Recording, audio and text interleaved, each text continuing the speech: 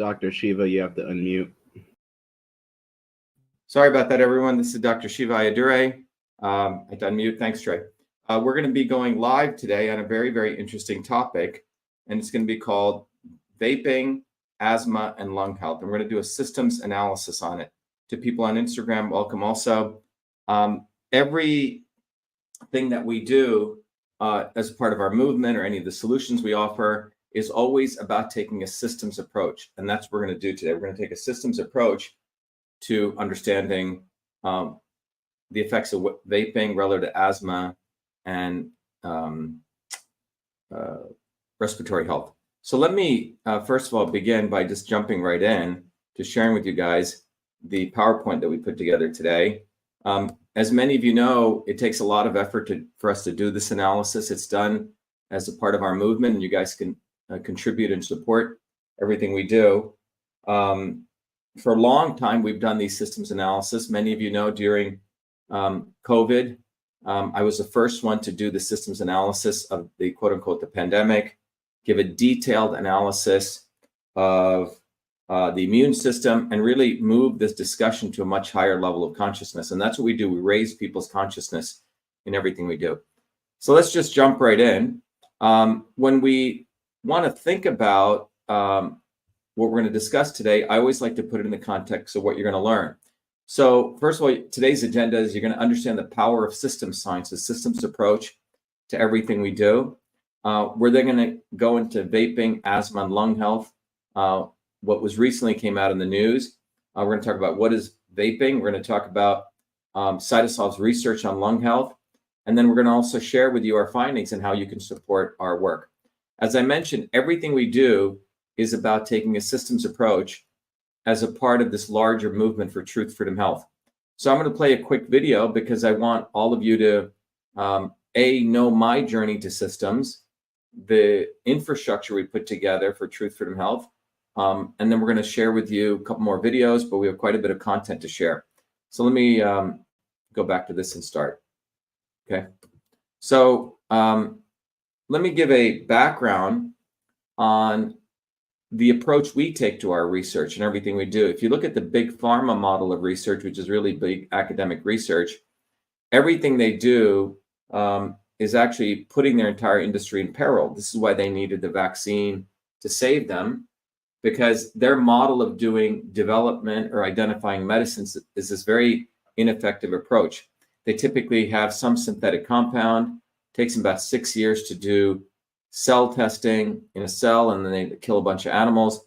And if they don't kill too many animals, they can convince the FDA. It goes through phase 1, phase 2, phase 3 trials with humans. The reality is this is a single synthetic compound. What's coming out of this causes lots of side effects. In fact, as you look at this graph, pharma spends more and more money on R&D, which hasn't even changed until today, this trend, and less new medicines are even coming out of the pipeline because of their side effects. So this is why pharma needed the vaccines. And the approach that they take to discovering stuff is a reductionist approach. So whatever the elephant represents, respiratory health, lung health, cancer, they have individual scientists touching the tail, the head, the tusk of this elephant or different parts, and they're not really incentivized to work together. So what comes out of this is a very disconnected view of reality, and that's reductionism. A systems approach is a very, very different approach. A systems approach is about looking at how things interconnect, and that is what we do here at Truth, Freedom, Health, and that is the raising of consciousness we do. We want you guys to raise your consciousness to take a systems approach. And when you take a systems approach, you'll be able to see through the ignorance. You'll be able to see and identify what's real and what puts you into one wing or another wing, pro and anti. And that's what we want to break, whether it's in science, whether it's in politics, whether it's in health. So I'll just play you a quick video, and I'll come back shortly to give you my journey to systems.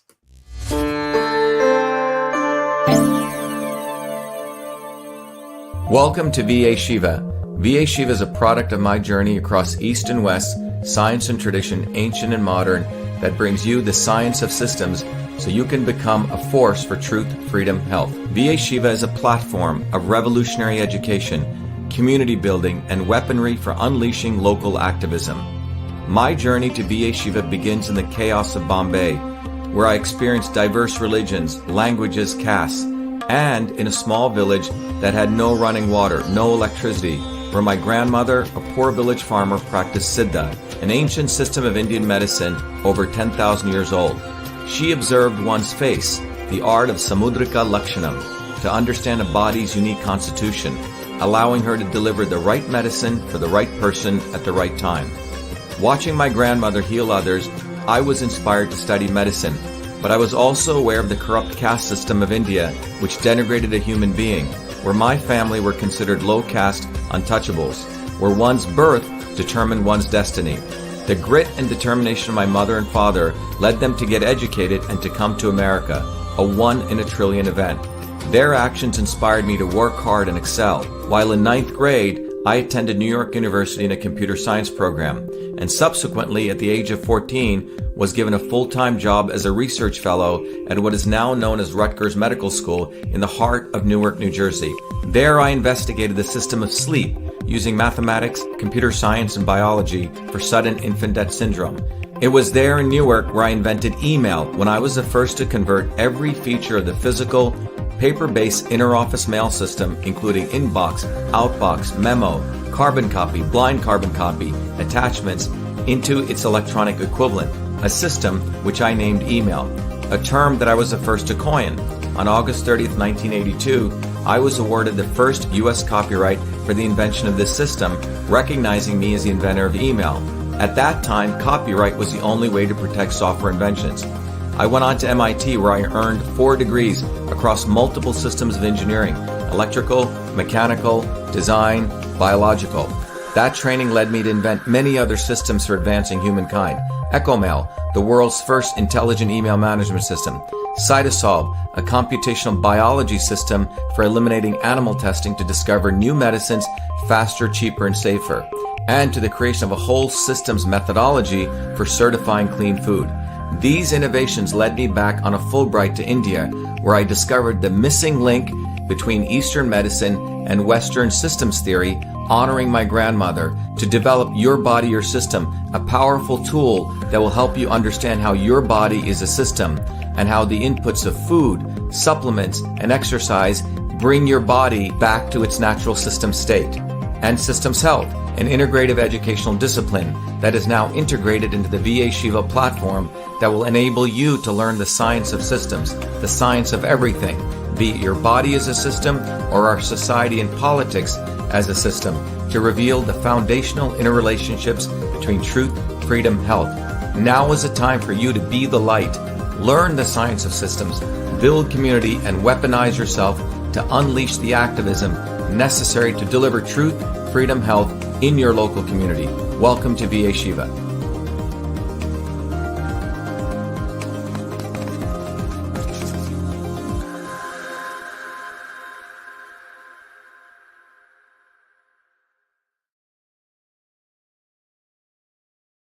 All right, everyone. So that was my journey to systems. Let's continue. So at Truth, Freedom, Health, everything we do is about to teach you how to think, fight, and heal. As a part of this, we have 3 key solutions. There are many. One is the Leadership Training Institute of Truth, Freedom, Health. In fact, tonight we have, every Thursdays, we have a open house, and you go to truthfreedomhealth.com, or you can RSVP at vashiva.com/orientation, 11 a.m. and 8 p.m. The other part of it is we want to educate people how to see the body as a system. So we're educating systems health educators all over the world. You can join us for one of the introductory tutorials every other Fridays at 11 a.m. and 7 p.m. You can RSVP at vashiva.com/tutorial. And then finally, the Cytosolve Open Science Institute is enabling people all over the world to use Cytosolve, the same technology we use to validate combinations of natural products, create new products for you to use it for your own research purposes. Every Tuesdays, the first of the month at 11 a.m., we hold this symposium. All right. So one of the key things that we want to understand before we show you our approach and how we did this analysis on vaping, on asthma, and lung health, is to recognize that the current academic research world is highly corrupt. For example, here's an article that came out in the Stanford Daily, how a blockbuster, quote unquote, a blockbuster research paper written by the former president of Stanford had to be retracted, okay, because there was a lot of fraud in it. The other piece is that in another area of Alzheimer's in University of Minnesota, the professor in a paper that was like the main paper for 16 years had literally Photoshopped pictures. These are major institutions, guys. And then when it comes to Dana-Farber right here in Massachusetts, this article exposed the amount of fake cancer data. And a lot of this is allowed in this existing swarm infrastructure of science because big government, big academia, big publishers, and big pharma all collude together. So the same guys who are the academic heads of certain big academic institutions also serve on the director of these scientific publications. And they also are on the board of these big pharma companies, and they also serve on government review committees. So this is the incestuous web of science. Recently, a bunch of billionaires who've been funding major universities started asking a fundamental question: what happened to all of our research money? And that research ended up in their evaluation ended up in realizing that they're not getting the results. So they have literally created their own institutions and are taking professors out of major institutions. So fundamentally, CytoSolve is a research platform, but we don't take this big pharma approach that these guys are still entwined with. We take a decentralized approach, a bottoms-up approach of looking all of the existing science, curating it, organizing it, extracting molecular pathways, and building large-scale, complex, mechanistic models, which allow us to assess what's really going on. So that's what we do. And we have the CytoSolve Open Science Institute, which is dedicated to eliminating animal testing using this kind of infrastructure. And in fact, the NIH and the FDA both agree that you don't need all this animal testing. But more importantly, we honor nature and indigenous systems of medicine. We're actually dedicated to fighting real racism. The liberal institutions talk about fighting racism, but they actually have no regard for indigenous medicine. So with CytoSolve, we're able to understand it, analyze, and figure out what works and what doesn't. So this is the same approach we apply to vaping, asthma, and lung health. CytoSolve, we have many different projects that are underway.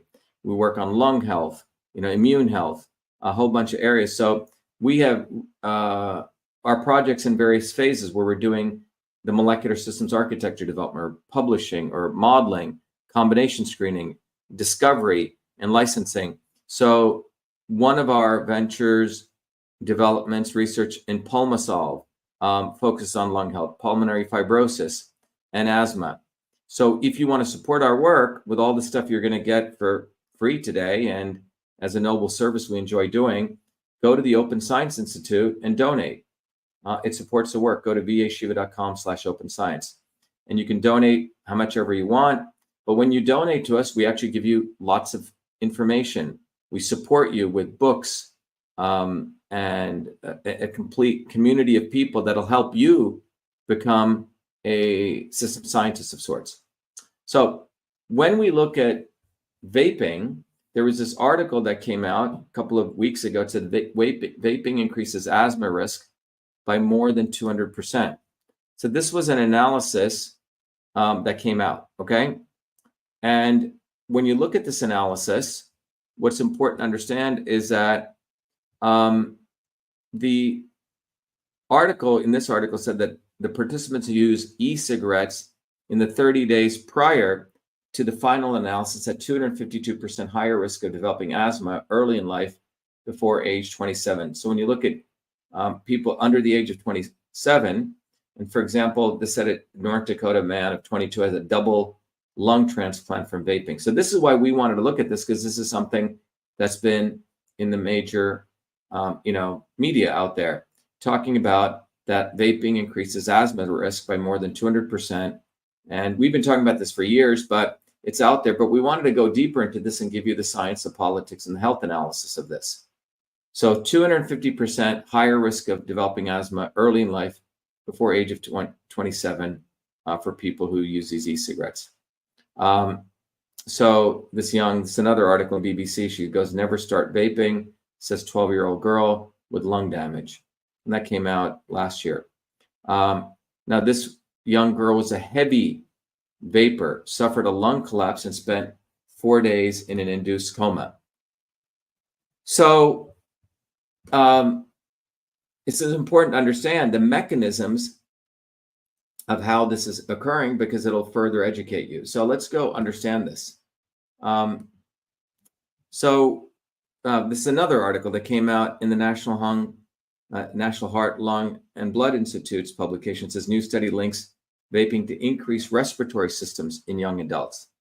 Again, it said young people who used electronic cigarettes or vape reported increasing respiratory symptoms, including wheezing and shortness of breath. They discovered the use of these products produces aerosols, right? Which are very micro particles. Within each of those aerosolized particles are the volatile chemicals, and those include flavorings and oxidant metals, which are known to cause lung toxicity. So you're delivering a lot of toxic stuff in a very efficient manner. This was in Forbes. Vaping health risks studies suggest nearly 20% increased threat of heart disease from e-cigarette use. So we're not only talking about lung disease, but we're also now talking about heart disease. 20% increase. And the study that they're referring to concluded that participants who used e-cigarettes or vapes containing nicotine at any point in their lives had a 19% higher chance of developing heart failure compared to those who never used it. Okay, and that was by the American College of Cardiology. It also further went on to say that the researchers found that the increasing risk associated with vaping was prominent in a type of heart failure called heart failure with preserved ejection fraction, HFpEF. And this is what causes the heart muscle to become stiff and not properly filled with blood. So everything I shared with you, you guys could find. It's in the popular news. We at CytoSolve wanted to do a deeper analysis to give you a mechanistic systems analysis of how this works. It's one thing reading stuff in the news, but we believe it's also valuable for you to understand how this happens and why this happens. And again, everything we do, we take a systems approach, right? So the approach we take gives you a deeper understanding of the mechanisms of action. And when you understand why things take place, it's a lot better than really understanding some input or output. So one of the things we do is we don't cherry pick articles, and we're going to walk you through that. This fellow here, maybe he likes to vape or something, says all those articles and studies are total nonsense, bad science, and lots out there. Okay, well, you can keep vaping and getting asthma, because what we do is we don't take any one article. We look at, this is the power of CytoSolve. We look at the whole set of things and we extract out molecular reactions, which are the evidence, the pieces of truth. So that's what we've done here. So let me go back to this.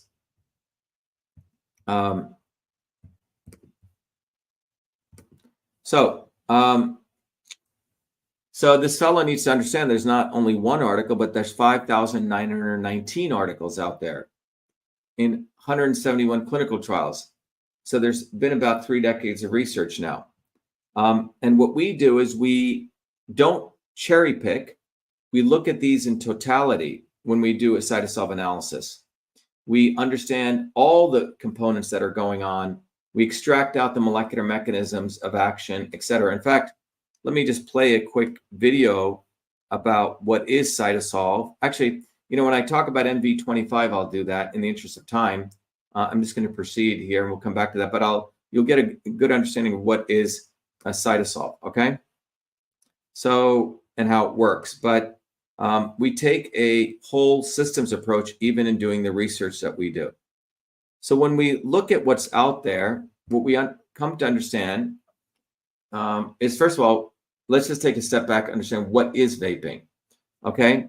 So vaping, there's a tank or a cartridge that holds a liquid that vaporizes. So the liquid with heat, when it's added, when the battery heats up, it vaporizes that liquid and it becomes a vapor. The e-liquid is sometimes called the vape juice, and it contains nicotine that can give people a head high that users seem to crave. It contains not just nicotine, but it also contains other chemicals too, such as flavorings and propylene glycol. Okay, so that's what the juice has. The vape coil, which is in the cartridge, is a wire wrapped in a spiral around the wicking material, and the battery obviously helps heat this up, heating up the liquid, which turns into vapor. Okay, so there's this spiral wicking material. The power button, you know, some vapes come with a power button that must be held down to produce the aerosol, the vapor. Things like joules are activated when the user inhales. And then finally, there's a lithium battery in here that heats the liquid to between 200 to 400 degrees Fahrenheit, okay? So, you know, close to the boiling point of water or above that. So the market size for vaping is quite extraordinary. It has grown at 30% since 2021, up into what's been expected to grow from 2021, about a $17 billion market in the US to about $140 billion market, 30% growth. And here are some of the key players here: Altria, you know, Philip Morris, VMR products, but there's a number of players in the vaping business, as you can see. All right, so this is just to give you the economics of this out there. When you look at it regionally, most of the market, over half of it, is in North America. Europe is second. Then you have South America, and then the Middle East, and then Asia Pacific, right? So this is the vaping market. And the usage demographics by age, as you can see, it's typically the 18 to 24-year-olds, pretty near men and women. It's not that much different. Men obviously being a little bit higher, but in the 45 and over, it looks like everyone's about the same. But the 18 to 24 market really comprises a good part of all of this. Now, there are people who have marijuana vapes, and that demographics is between the age of 27 to 42. Again, you can see Canada, interesting enough, being higher than the United States demographically for marijuana vapes. Among the Gen X and the baby boomers, it looks like the US is higher, and the Gen Zs and the millennials, you can see that Canada is higher. Okay, so that's sort of the background on what is vaping, how does it, you know, the vapor gets produced, the device, and then the demographics of it. Okay, I think what's now valuable to understand is how does all of this work. Okay, and in order to understand that, we should take a systems approach. Okay, we should take a systems approach to understand lung health. So let's go into looking at that, okay? Because we have to understand a little bit of the system of the lung. So again, when you look at lung health, we spend a lot of effort. We've been doing this for about probably 5-6 years, looking at all the work that's been on lung health to really create a whole systems mechanistic understanding of how the lung works at the molecular systems level. So there are various aspects of lung health. Asthma, pulmonary fibrosis, COPD, acute lung injury. These are all different areas where you have dysfunctions in lung health. Asthma, COPD, pulmonary fibrosis, acute lung injury. They're all different variations. 300 million people in the world suffer from asthma. 300 million people across the world. 3 million people in the world suffer from pulmonary fibrosis. It's a horrible disease. My mom died from that. About 500 million people suffer from COPD across the world. And about 3 million people in the world suffer from, it's actually acute lung injury, okay? Now, I just want to, in the interest, so there we go, okay? Now, let's actually understand what is lung health. So we want to share with you the original research we've done in really educating you on the molecular systems architecture of asthma, of pulmonary fibrosis, COPD, and acute lung injury. Our Open Science Institute is using CytoSolve to really build these large-scale architectures so at the mechanistic level we can actually understand. No one else really does this. Because of CytoSolve, we're able to do that in a very deep and profound way.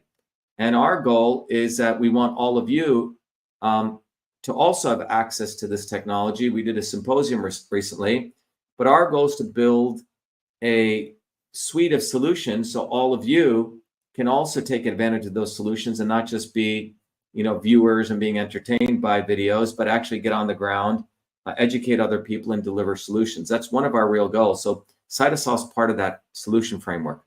So we want to share with you what we have identified as a systems architecture of asthma, pulmonary fibrosis, COPD, and lung injury. So let's go into asthma. This is what we've uncovered, okay? We've uncovered many different triggers. And again, this is original research. We've uncovered many different triggers that are involved, many environmental factors. If you start at the bottom, we have the triggers, the anatomical components, the molecular pathways, and the biological processes. You won't find this anywhere else, okay? This took, years of work. Anyone else trying to do this, they would have never done it because they don't have the framework of CytoSolve. But in the systems approach, you can really start to understand how asthma works, right? So there are many triggers: environmental factors, genetic polymorphisms, and lifestyle. All these things ultimately lead to asthma. And if you look down here, particulate matter within the size of 2.5 to 10 microns is a trigger. Nitrogen dioxide, ozone, cold temperature, cigarette smoking, vaping, aero allergens, bacteria, fungi, etc. Okay, these all can lead and viral infections also. Okay, can lead our environmental factors. And there's genetic polymorphisms. You can see some of the genes that when those can affect the anatomical components and trigger it. You also have lifestyle, obesity, vitamin D deficiency, stress, exercise, NSAIDs, okay? Non-steroidal inflammatory medicines. These can interestingly lead to asthma. So you have many triggers. Here are the many different anatomical components in the lungs: dendritic cells, epithelial cells, T cells, mast cells, macrophages, ILC2 cells, B cells, neutrophils, and eosinophils. And then you have mast cells, T cells, ILC2 cells, goblet epithelial cells, airway smooth cells, neutrophils, endothelial cells. And there's a range of cells, as you can see over here, the fibroblasts, airway smooth muscle cells. Within these cells can affect these different molecular pathways, which CytoSolve's been able to understand. And you can see the many signaling pathways here, from TLR signaling to IL-10 signaling, and another about 7 or 8. And the signaling, and these signaling mechanisms affect airway inflammation. These signaling mechanisms from IL-33 signaling to IL-17 affect airway hyperresponsiveness.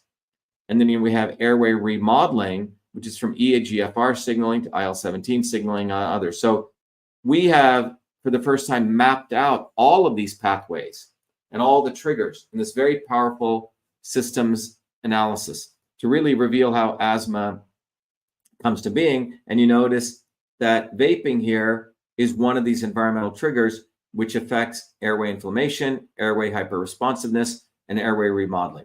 Now, when it comes to pulmonary fibrosis, we found something vastly different, okay?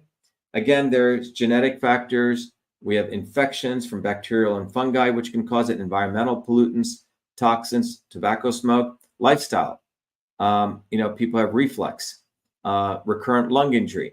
These things affect, again, very similar cell structures, but very different kinds of signaling. These signaling mechanisms affect inflammation, cell proliferation, oxidative stress, fibrosis, antifibrosis, vascular permeability, and apoptosis, and these lead to pulmonary fibrosis. When it comes to COPD, 500 million people in the world have this. Again, you can see here changes to the lung microbiome, those bacteria, infections, viruses, bacteria, tobacco smoke, exposure to lower ambient temperature, less than 1 degree, right? When temperature goes down. Environmental pollutants, sulfur dioxide, nitrogen dioxide, particulate matter that's small, vaping, right?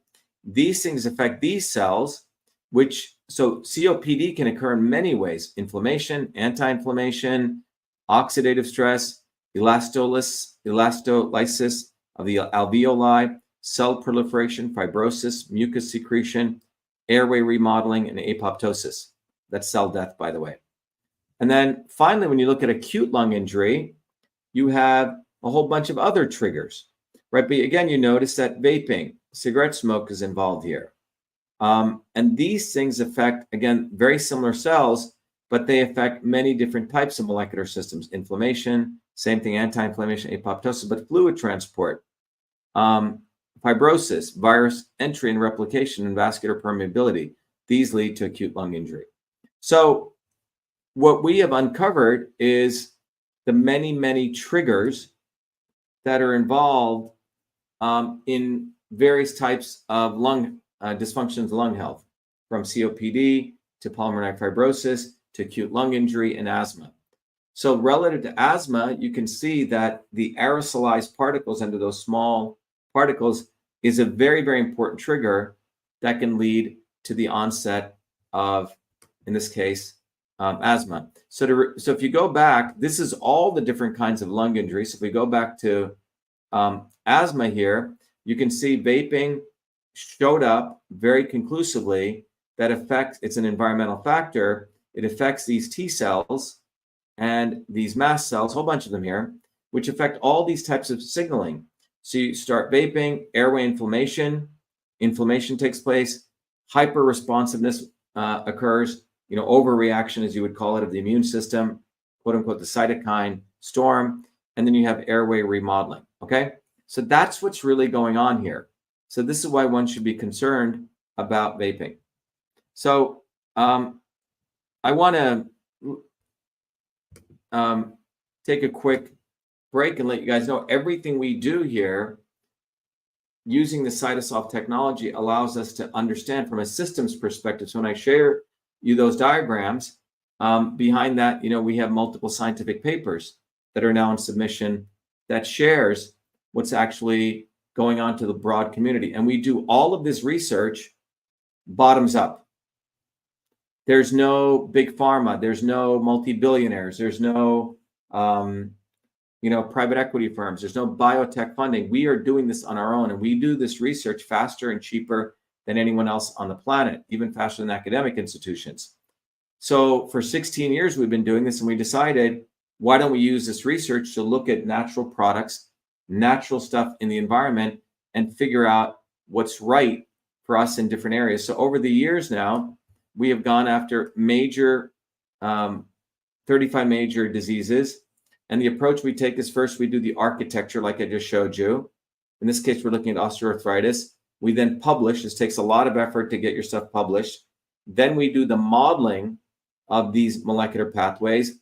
And then we do combination screening. In this case, we found two ingredients. One comes from chamomile, one comes from bitter orange, that have a very powerful effect in lowering these mechanisms, which affect pain and inflammation.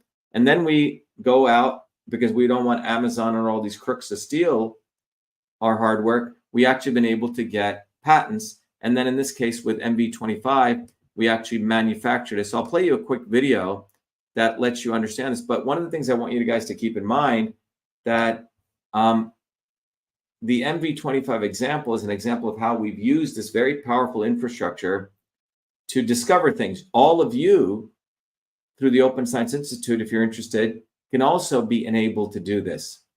So that's the real message here. It's, again, bottoms up. So let me play this video and I'm going to grab some water. Millions of people suffer every day from painful discomfort and swelling, but most pain medications come with harsh side effects, and many alternative supplements have little scientific backing. That's why we at CytoSolve created MV25. MV25 was formulated using the CytoSolve Computational Systems Biology Platform, a technology for precision and personalized health invented by Dr. Shiva during his doctoral research at MIT. This formulation is the result of computing trillions of potential combinations of biomolecular interactions derived from thousands of peer-reviewed scientific papers published across 4 decades by 68 research institutions to discover an optimal synergy of compounds that downregulate biomarkers of discomfort and normal swelling. Hi, I'm Barbara Ann. My hands would cramp up so that I couldn't hold cards or knit or crochet, and they would go like that. And I'd have to use this when I played cards with my grandkids. And I started taking that MV25. After a bit, I was able to hold cards in my hand, very, very little cramping, hardly at all anymore. MV25. Hi, my name is Sandy. I'm a Taekwondo instructor. I tore my ACL during Taekwondo. I had a lot of pain and limited mobility. I've been taking the MV25 for about 6 months now. After the first week, I noticed a big difference. After the second week, almost literally no pain. My name is Jeremy, and I suffer from a lower back problem. Hurt my back at work years ago, and I can go to the chiropractor, do all kinds of different things, and nothing seems to help. And I decided to try MV25. I didn't notice a difference immediately, but within a few days, the pain went away, and it stayed away. I've continued to take it, and even when I do things that I shouldn't do, it seems to go away a lot quicker than it ever did before. MV25 is certified clean, 100% non-GMO, made in America, and GMP certified for good manufacturing practices. MV25 is CytoSolve optimized, which means that this formula has been engineered to maximize benefits while minimizing toxicity based on current research curated by CytoSolve. As the science advances, so will this formulation. This is our promise. Order online at mv25.life. Consult your doctor before taking any supplement or medication and use as directed. MV25.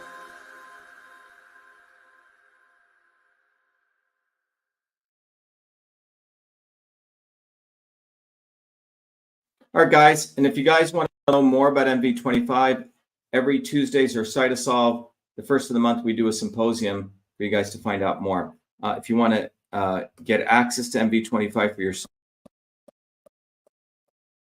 go to mv25.life.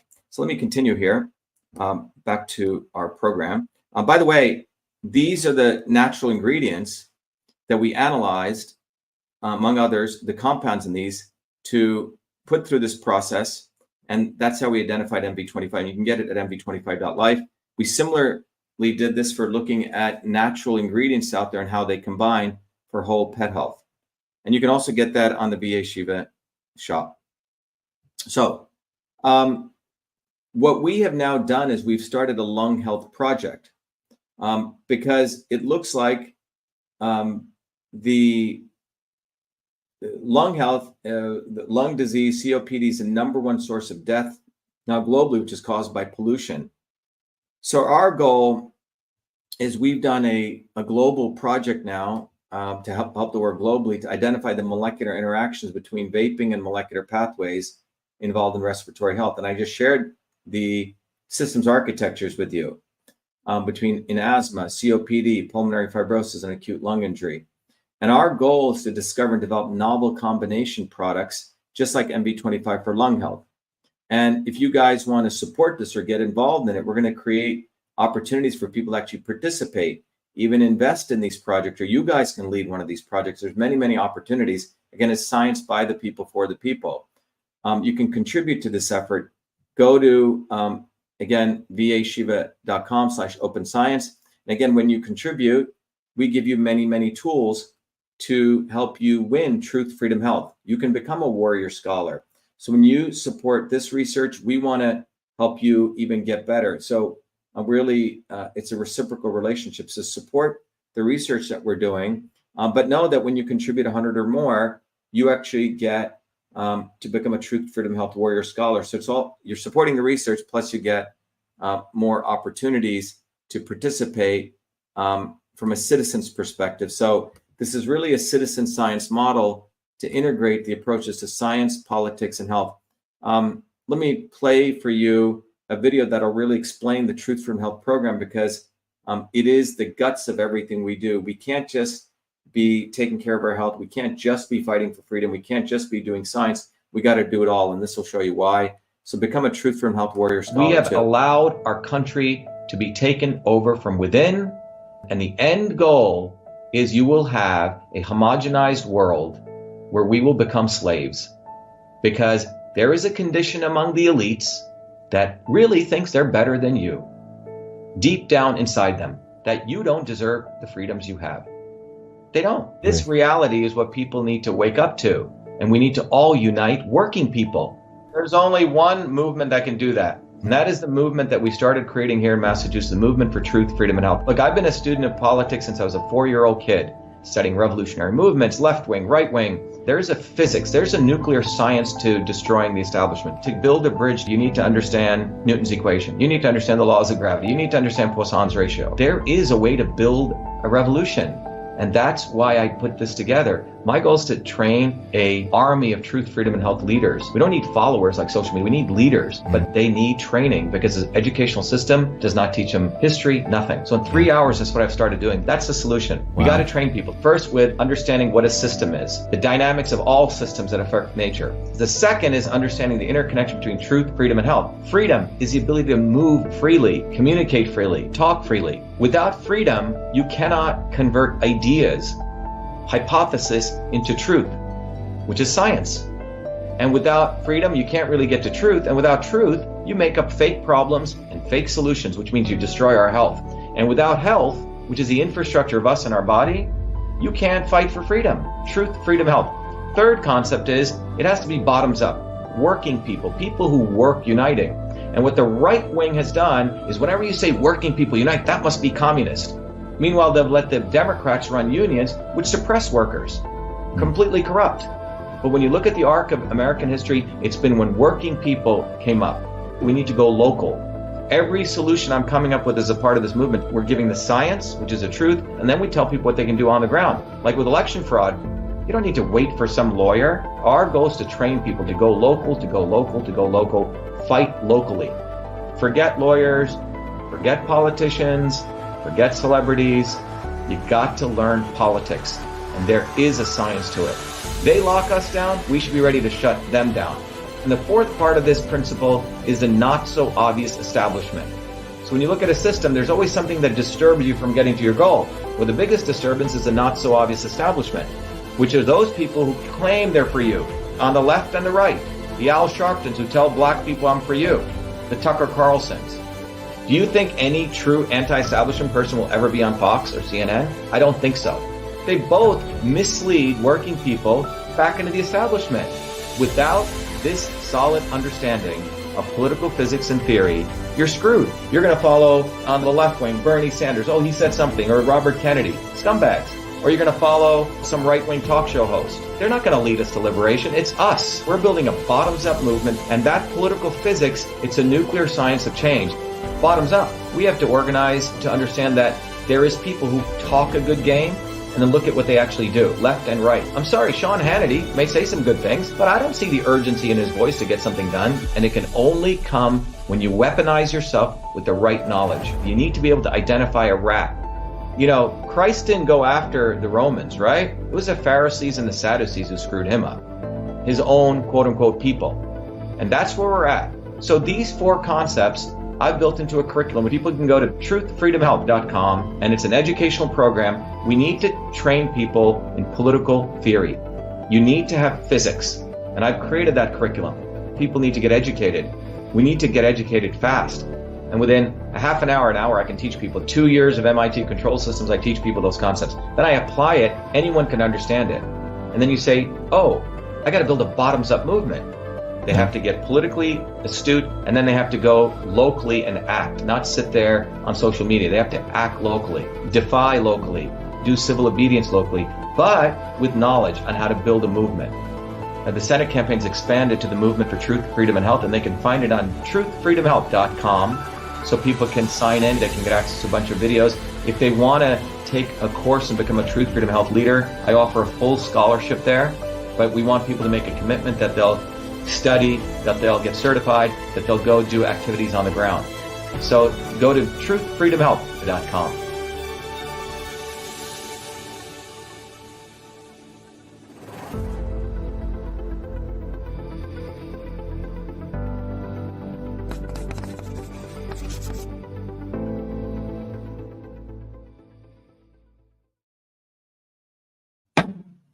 All right, everyone. So I hope that helps everyone to understand that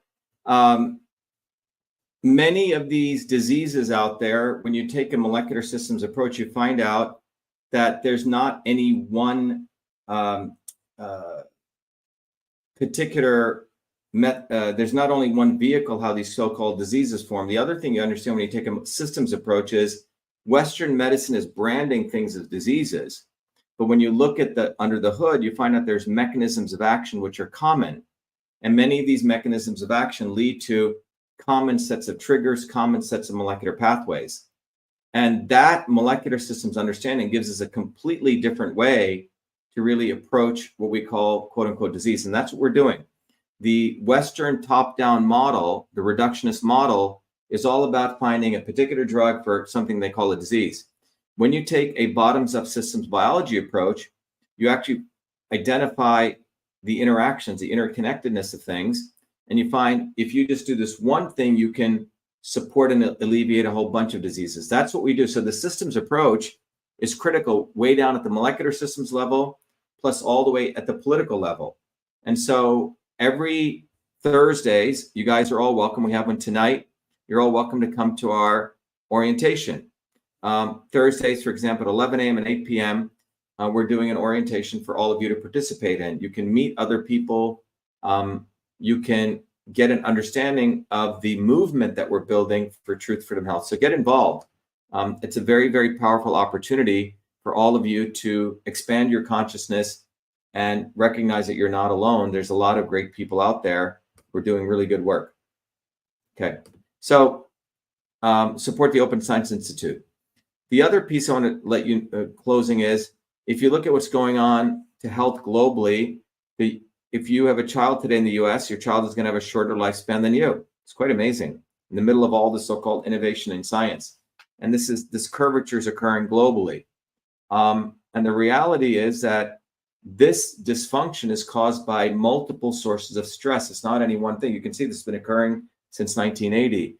It's income inequality. It's the issues with the healthcare system where people's immune systems are destroyed. It's corrupt leaders. It's the inability to solve problems. Very little innovation is really taking place. We have education really doesn't teach people how to think anymore. And you have very difficult effort getting really healthy food. So this stress is what's caused this decline. Ultimately, it's a systems problem. Truth, Freedom, Health, we take a systems approach. We're not saying there's one cure-all for this. You have to strengthen the immune system. You have to be a leader in your community. You have to make your children smarter to learn how to think systems. You have to find ways to get good, healthy food on a budget. You have to manage your money properly. All these things are necessary, and that's what our movement teaches. Go to truthfreedomhealth.com, support yourself, support what we do, get educated or be enslaved. Again, come to our open house that we're hosting every Thursdays, 11 a.m. and 8 p.m., and get involved. We provide you a very fundamental scientific understanding. The video that we just did looks at lung health from a whole systems approach. And it also provides you the opportunity to understand how something like vaping, which is the aerosolized particles, affects multiple aspects of this infrastructure that can lead to asthma. So that's what our goal was here, to give you guys an insight on what you're seeing out there. Again, our goal is to think, fight, and heal. We have many, many solutions. And this has been a discussion on vaping, asthma, and lung health. So get involved and learn and become an agent of change. There's no one else coming to save us. the only way to change the world is for us to take a systems approach. So again, for those of you joining late, this was on vaping, asthma, and lung health to provide you a systems analysis of the recent stuff that's coming out about the relation between vaping, asthma, and lung health. All right, everyone, be well, be the light, best to you and your families.